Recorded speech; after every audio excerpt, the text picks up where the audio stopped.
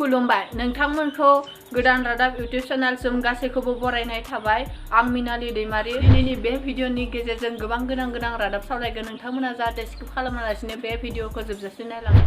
जों मिथिगौदि बुहुमावनो COVID-19 साग्लोबगासिनो दङ। बे बेलायाव जोङो नायनो थाङोब्ला मैयानि दिनाव आसामाव 3 पजिटिभ केसखौ मोननो हादों। बे 3आनो जादों मुम्बाइनिफ्राय फैफानाय एम्बुलेन्स ड्राइभार आरो 2 हिन्जावसा।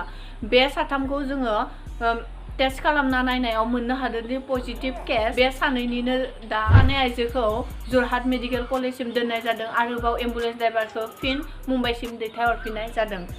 बे बेलायाव जों टोटेल गासैखौबो आसामाव नायनो थाङोब्ला मोननो हायो जि 62 आरोबाव एक्टिभ केसा जादों 27 आरोबाव बारग'नाय केसा जादों 34। आसामनि सिङाव थानाय चिरां जिल्लायाव मैयायै 10 बोसोरनि उन्दै गथ'सा थैनायखौ मोननो हादों। बे गथ'नि गामिया जादों रुपकाटा पुलिस स्टेशननि सिङाव थानाय देवस्रिगुरि गणेशपारायावमोन। नखरनि मानसिफोरा बृहस्पतिखालि गथ'आ गैयैनि जाउनाव खाथिनि पुलिस स्टेशनाव FIR खालामहैदोंमोन।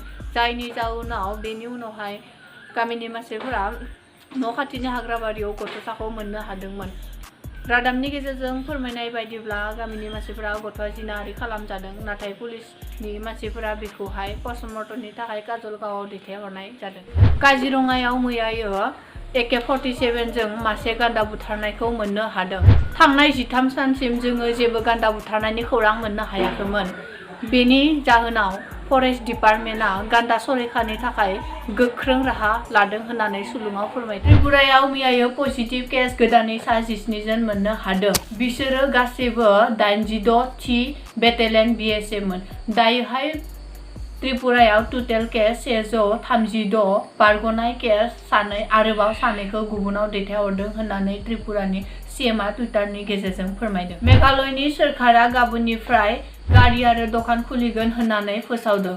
गुबुन फारसेथिं मेघालयआव गोदानै पजिटिभ केस 2 मोननाय जादों। आरोबाव मेघालयआव गासै पजिटिभ केस 13 जन होननानै फोरमायनाय जादों। बेनिनो 10 जन बारग'नाय केस होननानै मेघालयआ फोरमायदों। दिनै मालदीवआव थाहैनाय भारतारि 698 सुबुंखौ भारतनि अपारेशन समुद्र सेतुजों लाबोनाय जादों। बेनिनो 19 जन आइजोआ प्रेगनेन्टमोन। मिथिनाय बायदिब्ला बे अपारेशन समुद्र सेतुखौ भारतनिफ्राय गुबुन हादराव थाहैनाय COVID-19 जों साग्लोबजानाय सुबुंखौ भारताव लाबोनो थाखाय इन्डियान नेभिआ बेखेवनाय जादों। दिनै फिलिपिन्सआव थाहैनाय भारतनि 387 सुबुंखौ भारताव वन्दे भारत मिशन बिरखंजों भारताव लाबोनाय जाबाय। भारतनि गाहाय मन्त्रि नरेन्द्र मदिआ गाबोन 3 रिंगायाव भारतनि गिबि मन्त्रिजों लकडाउननि सोमोन्दै भिडिअ कनफारेन्सनि गेजेरजों रायलायगोन। नोंथांमोना बे भिडिअनि गेजेरजों माबाफोर सोलोंनाय मोनदोंब्ला बे भिडिअखौ लाइक आरो शेयार खालाम। आरोबाव बेबायदिनो गोदान खौरां लानानै नोंथांमोननि सिगाङाव फैफिनगोन होननानै आसा खालामनानै बिदाय लानाय जाबाय। गोजोन्थों।